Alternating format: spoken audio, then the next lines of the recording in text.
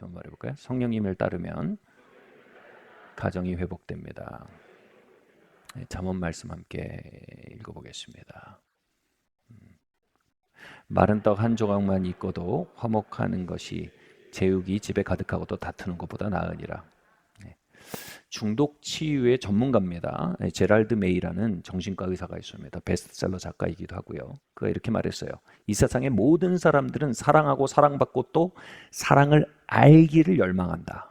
우리의 진정한 정체성, 존재 이유는 바로 이 사랑받고 사랑하기 원하는 이 갈망 안에 발견될 수 있다. 이게 우리의 가장 본질적인 갈망이에요. 그리고 이 본질적인 갈망이 잘 건강하게 실현되고 꽃 피어날 수 있는 터전이 바로 가정이에요. 가정. 역사상 가장 많은 부를 축적했던 솔로몬입니다. 가장 큰 성공을 거뒀던 솔로몬입니다. 그가 이렇게 말합니다. 많은 재화를 가지고 애착관계가 위협받는 가정에 사는 것보다 재화는 없어도 사랑하고 사랑받는 일이 잘 이루어지는 순기능적인 가정에 사는 것이 낫다. 이렇게 말해요. 여기서 단순히 낫다라는 말은 히브리어 보면 그냥 낫다가 아닙니다. 이게 뭐냐면 부요하다라는 뜻이에요. 그 사람들이 진짜 부자라는 얘기예요. 저는 돈은 진짜 많은데 진짜 가난한 사람들 많이 봤습니다. 겉으로 보면 부자예요. 근데 삶의 내용을 보면 너무 가난해요. 반면 돈이 많지 않아도 삶의 내용을 보면 진짜 부자인 사람들 많이 봤습니다. 여기 많이들 앉아 계세요. 우리는 하나님이 주시는 번영을 생각하면 재물이 많아지는 걸 생각하고 사회적 지위가 높아지는 걸 먼저 생각합니다. 그러나 그러한 것들은요, 애착 관계가 손상되고 실망하고 좌절한 마음에서 비롯된 집착의 문화의 왜곡의 결과입니다.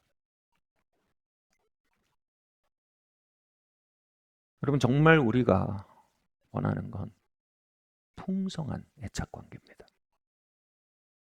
우리가 정말 원하는 건 안정적인 애착 관계입니다.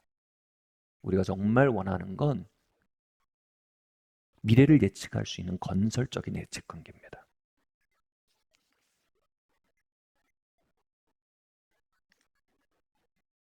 바로 사랑하고 사랑받을 수 있는 순기능적인 가정입니다.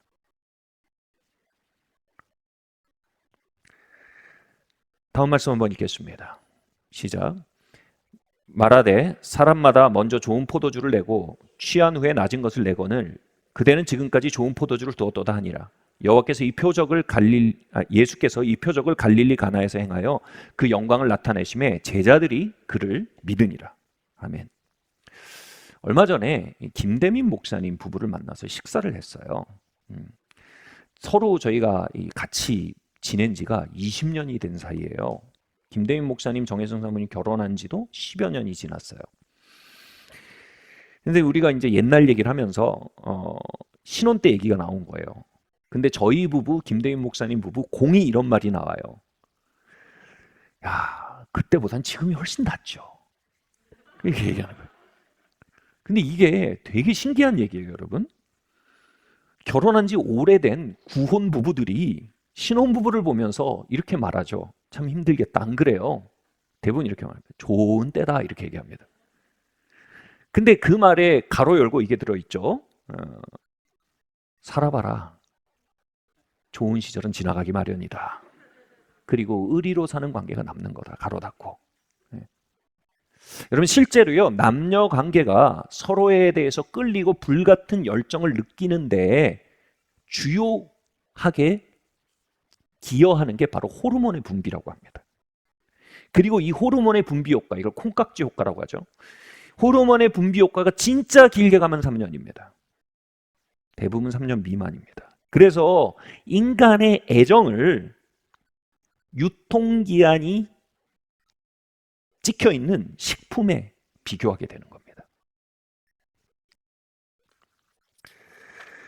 지금 방금 읽은 요한복음 말씀에서 포도주가 다 떨어져가는 혼인잔치,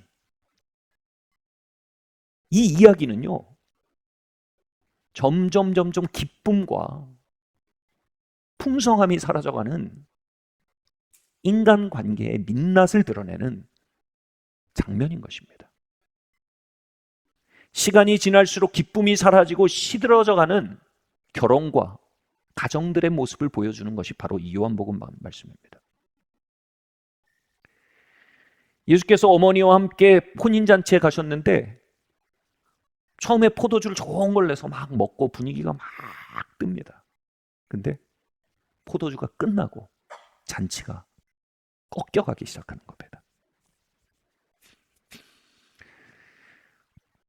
시간이 지날수록 이렇죠. 신혼 때는 깨가 쏟아져요. 근데 이젠 쏟아지던 깨가 아니고 쓴마음이 난무하는 관계가 되죠. 여러분, 애들이 제일 이쁠 때가 언제입니까? 아기 때. 특별히 잘 때. 그죠? 우리 애들이 듣고 있어서 좀 그런데. 근데 뭐예요? 나름 걷기 시작하고 말하기 시작하고 자기 의견이 생기고 주장이 생기면 그때가 좋았지 라는 생각이 들어요. 저는 아닌데 그런 생각이 든다고들 하시더라고요.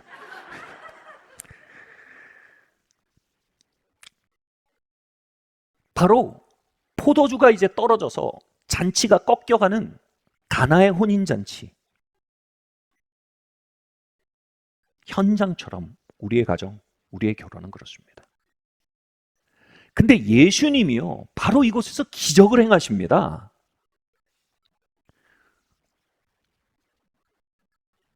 물을 포도주로 바꾸시는 기적을 행하신 겁니다. 그런데 이 포도주의 질이 엄청났던 것입니다. 그래서 포도주를 마시는 사람들이 깜짝 놀랍니다. 제가 고등학교 즈음에 한국에 유통되던 와인은 몇천 원짜리 맛밖에 없었어요. 아세요? 거의 소주병에 담겼어요. 이게 포도주인지 뭐 알코올 섞인 포도 주스 정도라고 보면 돼요. 그런데 지금은 거의 수천만 원짜리 로마띠까지 한국 시장에 유통된다고 합니다. 예수님은요, 물을 마음으로 바꾸신 게 아니에요. 물을 로마띠로 바꾸신 겁니다.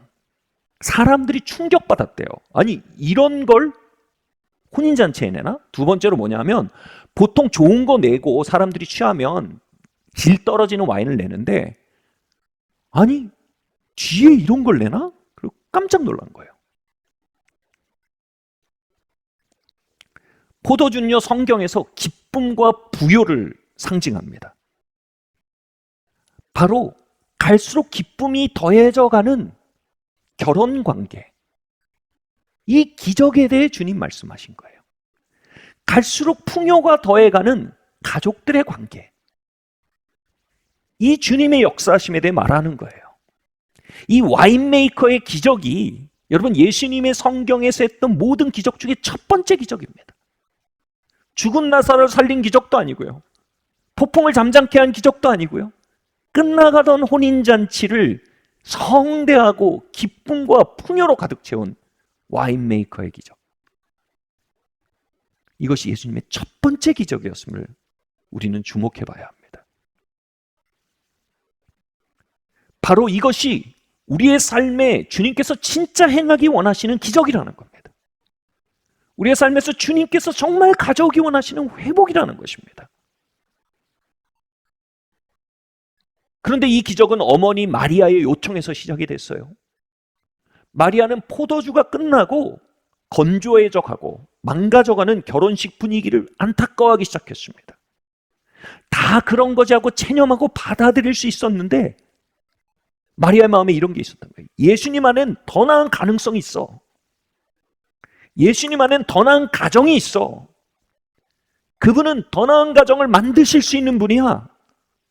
그분을 단지 나를 천국으로 인도하시는 분이야. 나를 거룩하게 만들어주시는 분이야. 이것만이 아니고요, 그분은 정말 우리 가정을 회복시킬 수 있는 분이야.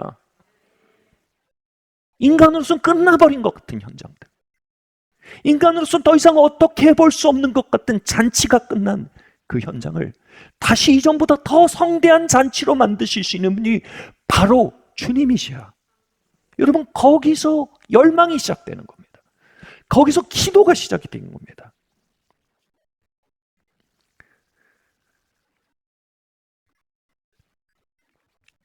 예수님 안에 더 나은 가정이 있음을 우린 믿어야 합니다. 그럴 때 우리는 구하기 시작합니다. 주님, 우리 결혼에 포도주가 떨어졌습니다. 주님, 일해 주십시오. 주님, 우리 가정에 포도주가 끝나버렸습니다. 주님, 역사해 주십시오. 말씀드렸던 이것이 주님께서 행하신 첫 번째 기적이었습니다. 그분의 우선순위는 이것에 있습니다. 그럼에도 우리의 우선순위는 다른 곳에 있기 쉽습니다. 우리는 승진하기를 먼저 구합니다. 우리의 기도가 이제 바뀌어야 합니다. 우리는 좋은 아빠가 되기를 기도할 줄 알아야 합니다. 좋은 아내가 되기를 기도할 줄 알아야 합니다. 우린 지평수가 넓어지기를 기도합니다. 좋습니다. 기도하십시오. 그러나 우리는 먼저 좋은 부모, 좋은 자녀가 되기 위해 기도할 줄 알아야 합니다. 주님이 그것이 우리를 향해 가지고 계신 첫 번째 열망이기 때문입니다. 아멘. 우리 다음 말씀 함께 읽겠습니다. 사람이 등불을 켜서 말 아래 두지 아니하고 등경 위에 두나니 이러므로 집안 모든 사람에게 비추느니라. 여러분, 빛, 우리는 너희는 세상의 빛이다라는 말씀에 뒤따르는 말씀입니다. 이 빛은 뭘 의미합니까? 리더십을 의미합니다. 그런데 리더십은 포지션이 아닙니다. 지위가 아닙니다. 리더십은 영향력입니다. 예수님을 주로 고백하고 그분의 생명을 우리 안에 영접한 자들은 빛이신 예수님을 우리 안에 가지고 있습니다. 그리고 그 빛은 진정한 영향력의 근간이라는 겁니다. 그래서 뭐예요? 너희는 세상의 빛이다 이겁니다. 너희 안에 진짜 영향력이 들어있다. 그런데 그 세상이라고 말한 곳이 어딥니까? 이어지는 말이 뭐예요? 바로 너희 집안, 이렇게 말합니다. 바로 우리는 우리의 가정 가운데 빛으로서 불림받은 사람들입니다. 진정한 영향력, 리더십을 발휘할 자들이 바로 예수 그리스도를 주로 영접한 자들이라는 겁니다. 그 영향력은 집에서 시작돼야 합니다. 그럼 성경에서요, 장로나 집사의 자격으로 먼저 어떻게 하는지 아세요? 복음으로 가정을 잘 다스리는 자들입니다. 그 빛이 먼저 가정에 드러나도록 유도하는 것입니다. 우리는 땅끝까지 복음을 전해야 합니다. 그런데 이런 말이 있어요. 진짜 땅끝은 애들 방이다. 여러분, 생면부지에 미전도 종족에게 복음 전하는 거 괜찮아요. 우리가 천사처럼 보일 거예요. 그렇죠? 근데 볼 거 안 볼 거 다 보고 섞여 살았던 우리 자녀들에게 그리스도를 드러내는 일은 훨씬 더 고난이도라는 거예요. 근데 거기서 시작해야 된다는 거예요.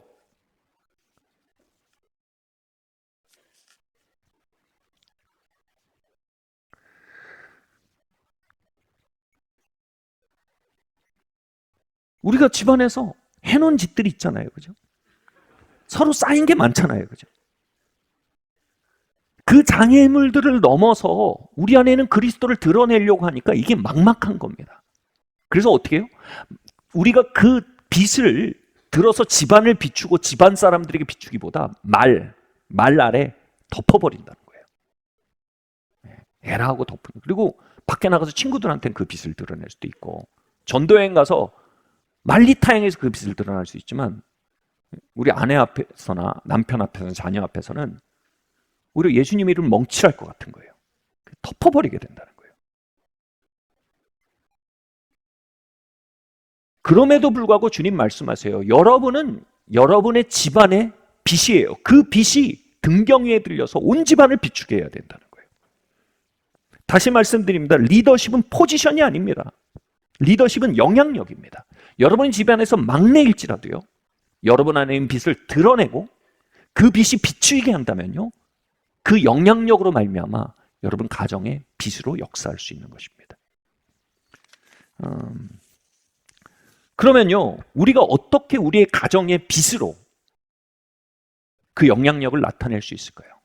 첫 번째로요, 우리 안에 계신 성령께서 비추신 것들을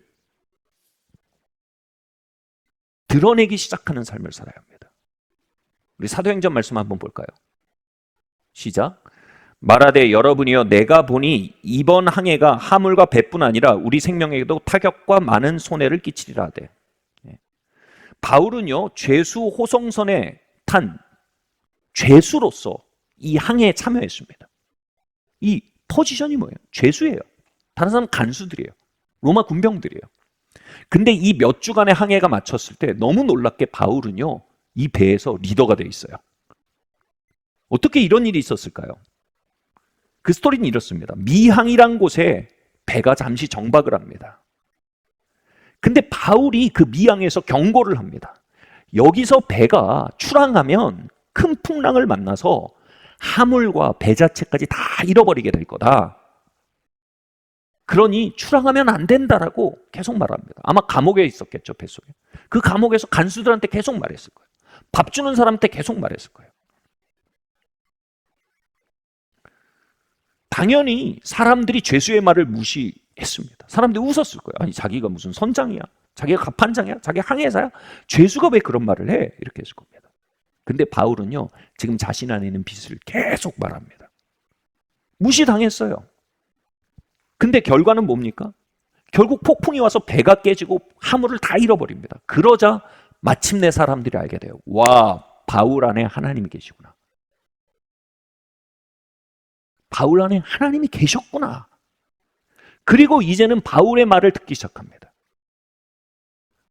바울이 이제 남은 음식을 다 먹고 우리가 하나님의 구원을 이제 기다릴 때다 라고 말하니까 바울의 말대로 선장이 남은 음식 다 가져와서 먹게 합니다. 그리고 정말 그 일을 통과하고 섬에 이렇게 오르게 되죠. 요한일서가 이렇게 말합니다. 우리 안에 있는 기름 부음이 모든 것에 대해서 가르치리라 이렇게 말했습니다. 여러분, 예수님 영접하셨습니까? 여러분, 이건 종교가 아닙니다. 내 안에 하나님의 임재가 들어오는 겁니다. 예수님 내 안에 들어오셔서 나의 주님이 되어주세요라고 진심으로 고백하는 모든 사람 안에 예수님은 새로운 생명으로 들어오십니다. 그 새로운 생명은 우리 안에 기름 부음으로 오셔서 천국 갈 때까지 가만 계신 게 아니고 뭐라고요? 모든 것 가운데 이르시기 시작한대요. 모든 것 가운데 가르치신대요. 다시 말해 우리 안에 그리스도는요, 이전과 다른 방식으로 삶을 바라보고 이전과 다른 방식으로 삶을 해석하고 비출 수 있는 통찰과 인지의 근원이 된다는 겁니다. 아멘. 바울이 이렇게 말했어요. 미항에서 얘기했죠. 내가 보니 이렇게 말했어요. 내가 보니 이번 항해는 피해가 클 것이다. 이 내가 보니가 영어로 I perceive 이렇게 되어 있습니다. I think가 아닙니다. 내가 생각하니가 아닙니다. 내가 계산하니가 아닙니다. I perceive. 내가 보니. 한국말로 얘기하면 이런 거예요. 내 감각에 이겁니다. 어떤 감각이 있었던 거예요. 이 감각으로 볼 때 이번 항해는 굉장히 피해가 클 것이다. 이게 I perceive라는 말의 어감입니다. 이게 뭡니까? 잠언은요, 사람의 영이 여호와의 등불이라고 했습니다. 다시 말해서 하나님께서 우리의 삶을 인도하시는데 이상한 방식으로 인도하시는 게 아니고 뭐라고요? 우리 안에 있는 기름 부음, 거듭난 생명을 빛처럼 사용하셔서 인도하신대요. 이걸 영적인 감각이라고 합니다. 거듭난 사람 안에는 여호와의 등불인 영이 있습니다. 그리고 이 영은 등불처럼 사용될 수 있어요. 그리고 예수님은 그 등불로 여러분의 가문을 비추라고 명하셨어요. 이 등불이 우리 안에 밝게 빛나면 I perceive, 이거 이렇게 가야 되는데? 라는 새로운 감각이 열린다는 거예요.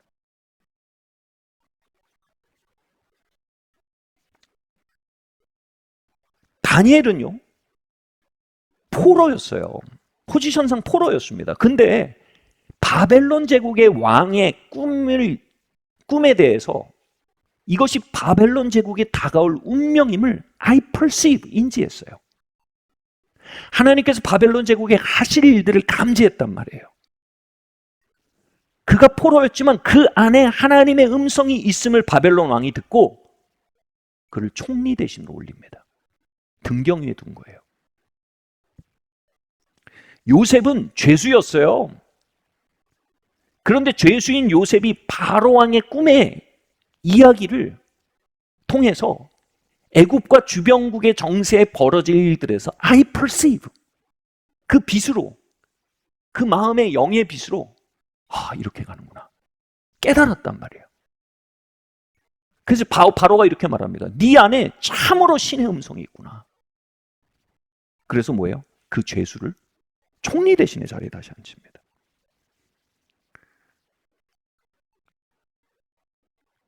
여러분 안에는 예수님의 생명이 있습니다. 그 생명은 여호와의 빛입니다. 그 생명이 말 아래에 있으면요, 비추어야 할 것을 비추지 못하게 합니다. 그 생명이 말 아래에 있으면요, 마땅히 perceive, 인지해야 될 걸 인지하지 못하게 됩니다. 하나님은 여러분을 여러분의 가문의 진정한 리더로서 기름 부으신 겁니다. 그 가문의 등불이 되게 하신 겁니다. 그러면 우리는 우리 안에 있는 그 빛을 발견하고 개발하여서 밝게 빛나도록 만드는 그 길을 걸어갈 줄 알아야 합니다. 사랑의 강물을 따라 행하십시오. 여러분, 굉장히 이런 초자연적인 얘기를 할 때 반드시 붙어야 될 얘기가 있어요. 여러분, 가장 초자연적인 것은 가장 자연스러워야 합니다. 그래서 여러분, 우리의 영이 개발된다는 건요, 뭐 계속 우리가 막 엄마 오늘 손님 올 것 같아, 버스 정거장 나가, 이런 걸 자꾸 하지 마시고 굉장히 자연스러운 일상의 흐름 속에서 하나님과 동행하는 법을 연습하는 거예요. 함께 읽겠습니다. 다음 말씀 한번 읽겠습니다. 시작. 때에도 항상 복종하여 두렵고 떨림으로 너희 구원을 이루라. 너희 안에서 행하신 이는 하나님이시니 자신의 기쁘신 뜻을 위하여 너희에게 소원을 두고 행하게 하시니라. 아멘.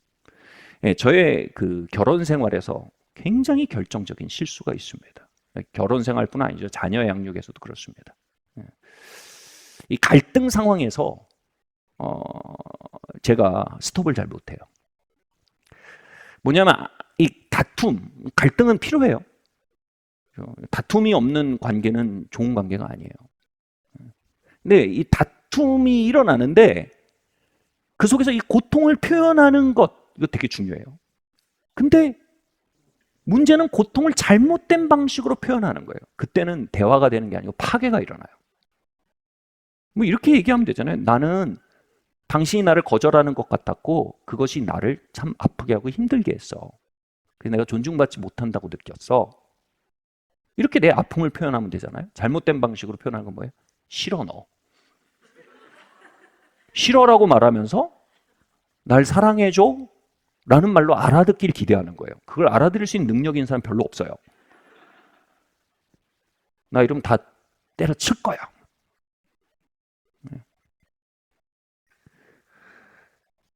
이렇게 막 잘못된 방식으로 말할 때 제 안에 성령께서 감동하셨었어요. Stop.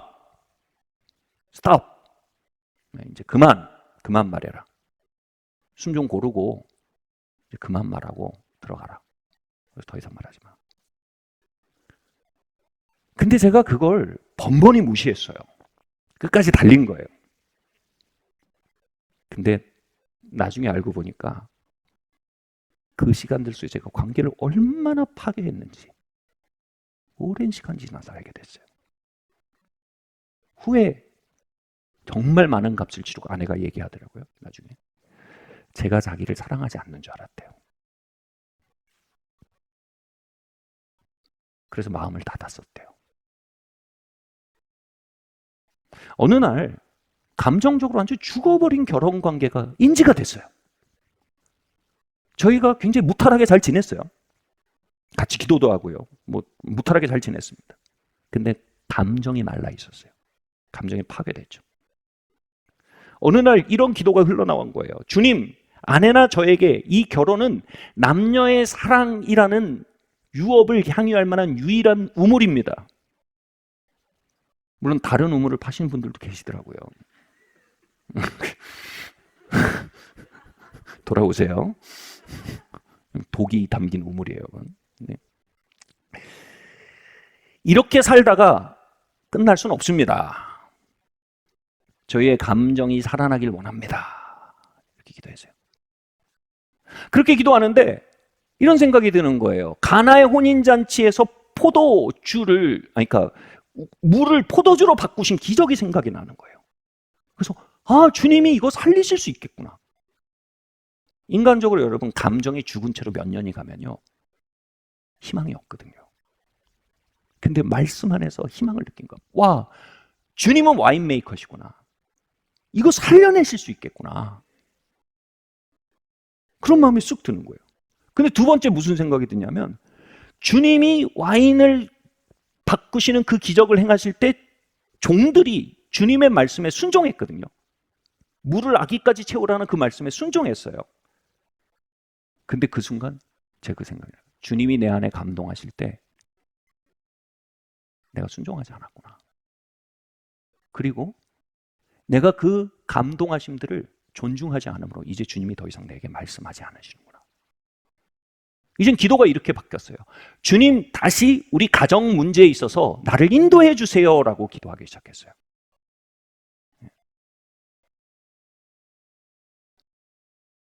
그리고 회복이 이렇게 시작해요. 와인메이커이신 주님의 임재가 돌아와서 이렇게 회복이 시작됐어요. 어떻게 됐냐면 그렇게 기도한 다음 날인가 그랬어요. 아침에 이렇게 문을 열고 이제 출근하려고 나오는데 이제 아내가 이제 여보 잘 갔다 와 하고 문 앞에 서 있었고 몇 계단을 이렇게 걸어 내려오는데 갑자기 제 마음속에 이런 감동이 오는 거예요. 돌아가서 사랑한다고 말해라. 진짜 민망한 거예요. 몇 년 만에 그런 말 하기도 그렇고. 근데 여러분, 그게 우리의 가정에 회복을 가져오려는 와인메이커의 음성이라면, 그것이 단순히 굿 아이디어가 아니라 갓 아이디어면요, 저는 그 순간 제 육의 고집스러움으로 하나님의 기적을 놓치는 거 아니겠어요? 제가 돌이켜서 올라갔어요. 그리고 문을 닫으려는 문을 잡고 아내의 눈을 보면서 말했어요. 여보, 사랑해.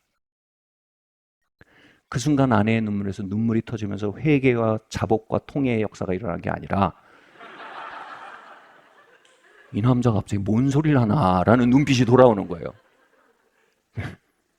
주님 내가 안 한다고 했잖아요. 그래서 내려갔어요. 온 동네가 나를 보고 있는 것 같았어요. 막. 앞집 사람이 이걸로 보고 있는 것 같고 망했다 막 이런 생각이 들고 막 내려왔어요. 근데 계속해서 그게 오는 거예요. 미안하다고 말해라. 사랑한다고 말해라. 설거지통을 지나갔대. 야, 오늘은 좀 설거지해라. 막 환상이 열리고 막 그런 게 아니에요. 이게 뭐냐면 너희 안에 소원을 두고 행하게 하시나니 두렵고 떨림으로 너희 구원을 이루라. 이 말이 영어 성경은 뭐냐면 너희 안에 소원을 두고 뭐냐면 영어 성경은 work in이에요. work in. 주어가 누구예요? Jesus예요. Jesus. 예수님이 우리 안에 work in 한다는 거예요. 지금 어떻게 work in 하신 거예요? 예수님이? 사랑한다고 말하도록. 어떻게 work in 하신 거예요? 미안하다고 말하라고. 어떻게 work in 하신 거예요? 야, 설거지도 좀 하고 청소도 좀 하라고. 그게 단순히 인간적인 선의가 아니라 내 안에 일하시는 하나님이라는 거예요.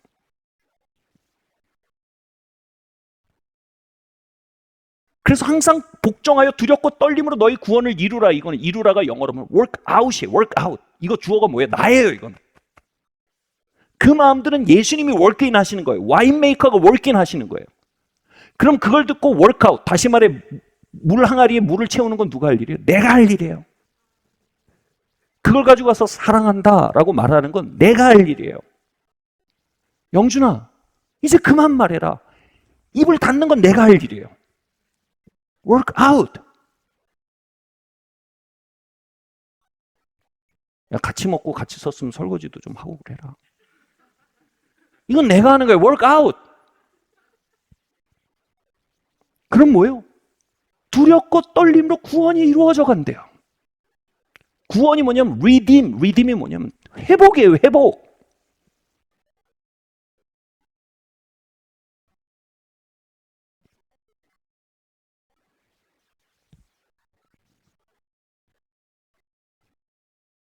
두렵고 떨림이 뭐냐면 경탄과 경외예요. 우리는 우리 안에 그분의 기쁘신 뜻을 주고 월긴하고 계신 분 앞에 경탄할 줄 알아야 돼요. 와, 와인메이커가 나를 인도하시는구나. 아까 그 얘기에 많이 은혜 받으셨을 것 같아요. I perceive. 막 여보 오늘 귀인이 올 것 같아 우리 집에. 그거 하지 말고 먼저 이 건강한 일상을 시작하라는 거예요. 그럼 빛이 거기까지 자란다는 거예요. 그 차원까지 인지가 된다는 거예요. 근데 먼저 뭐예요? 먼저 사랑의 강물 안에 감동하시는 그분을 월크아웃 하라는 거예요. 경탄을 가지고요. 주님이 내 안에 일하시는구나. 와, 가나 혼인잔치에 역사하셨던 그분이 지금 내 안에 말씀하시는구나. 가나 혼인잔치에 끝나가던 잔치를 회복시킨 그분이 이제 나의 가정을 회복시키게 내 안에 감동하시는구나. 그럼 뭐예요? 경탄을 가지고 경외감을 가지고 이제 우리가 workout 그걸 하기 시작하는 거예요. 아멘? 아내가 어느 날 저에게 그렇게 말하거든요. 여보, 난 당신이 나를 사랑하지 않는 줄 알았어. 그래서 내 마음도 닫혀 있었는데 어느 날 느껴져. 당신이 나를 사랑한다는 거. 여러분 오늘 모두가 제가 드렸던 기도를 함께 드리길 바라요. 주님, 와인메이커이신 주님, 당신 안에 더 나은 가정이 있는 걸 믿습니다. 난 그리로 어떻게 가는지 모릅니다. 그런데 한 번에 한 걸음씩 내 안에 감동해 주세요. 내 안에 지나쳤던 그 감동들, 무시해서 잃어버렸던 그 감동들이 다시 돌아오길 바랍니다. 주님 내 안에 일하고 계셨었습니다. 이제 당신의 손을 잡기 원합니다. 할렐루야.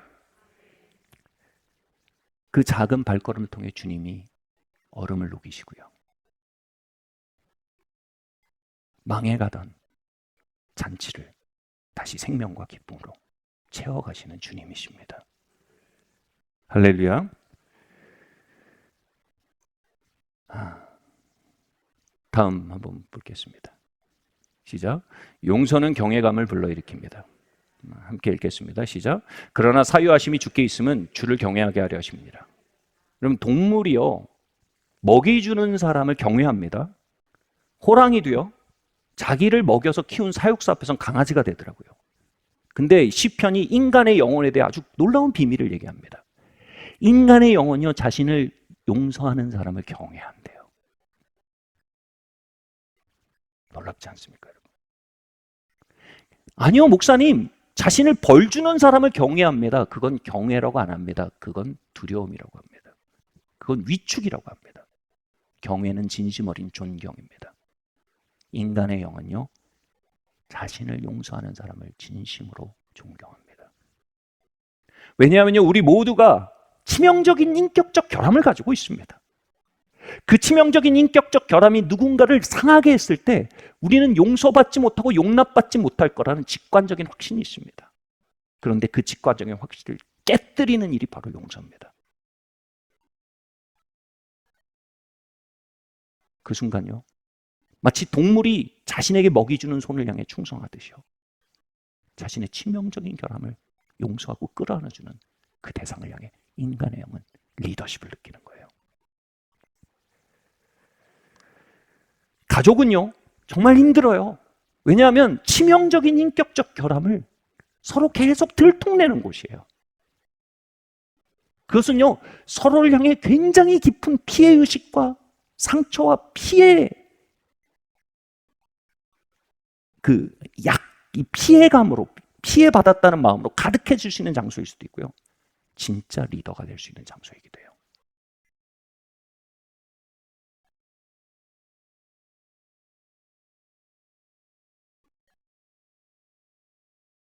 저는 아버지를 평생 무서워했어요.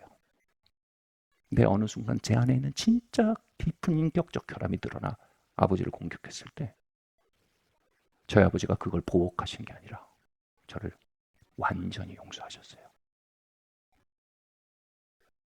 그 순간 아버지에 대한 두려움이 아닌 경외감이 생겼어요. 사랑하는 성도 여러분, 여러분 리더가 될 수 있는 찬스를 가지고 있습니다.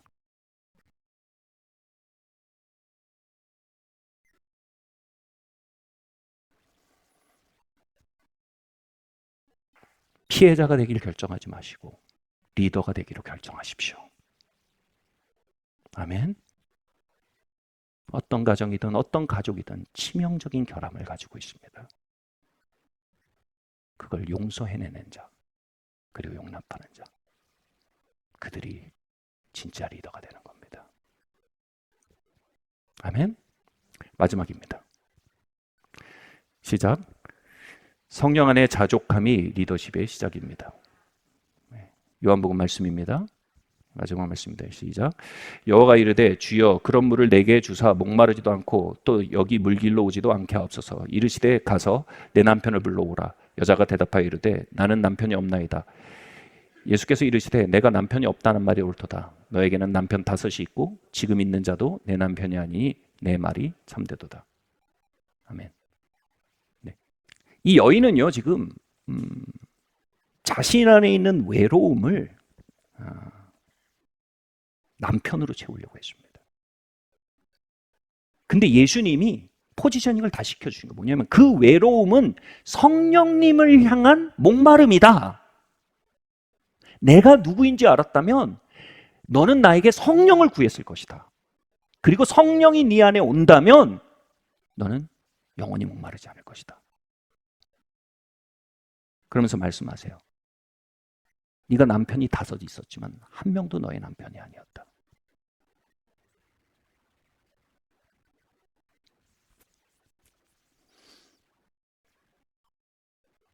여러분 어떤 사람들이요 하나님의 임재에 대한 필요와 목마름을 감당해낼 사람이 없습니다. 하나님께 기대할 걸 사람에게 기대하면요 모든 사람은 부서지거나 또는 큰 실망만 남기게 됩니다. 이 여인은 성령님께 기대할 것을 사람에게 기대함으로 끊임없이 사람을 잃어갔던 사람입니다. 예수님께서 그 목마름의 대상을 바꿔주신 겁니다.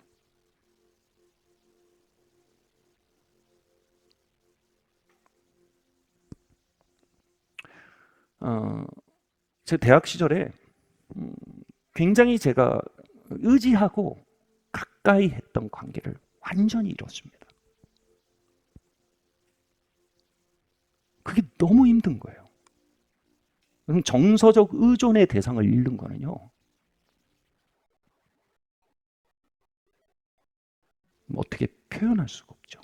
너무 아픈 거예요. 그래서 어느 날 기도하고 있었어요. 하나님, 예수님, 너무 아픕니다. 뭐 말할 사람도 없고 내 마음에 이 갈피를 공유하던 사람이 없어졌습니다. 이거 어떡하죠? 감당이 안 됩니다, 주님. 그런데 그때 제가 제 인생을 바꾸는 주님의 임재를 만났어요. 주님이 그러시는 거예요. 그렇게 감동하신 것 같은 거예요. 영준아, 나는 안 되겠냐? 내가 그런 존재가 되어주면 안 되겠냐?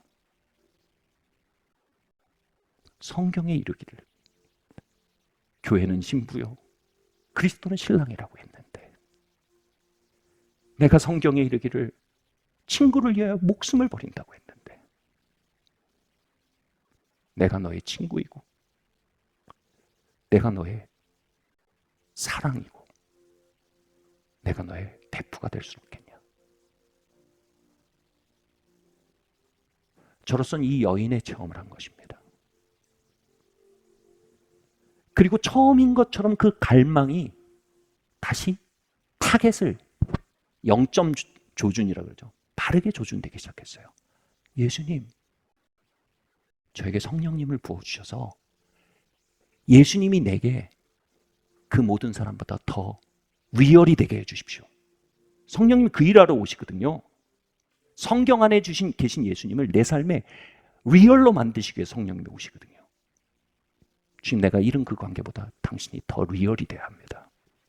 아니면 전 답이 없습니다. 갈 곳이 없습니다.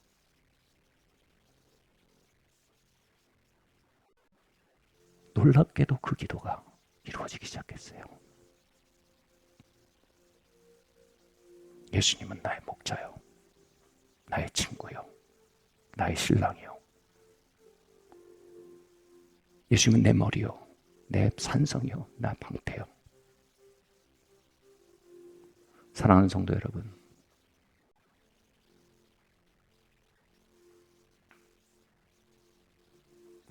진정한 리더십은 성령 안에 자족한 심령에서 흘러나오는 겁니다.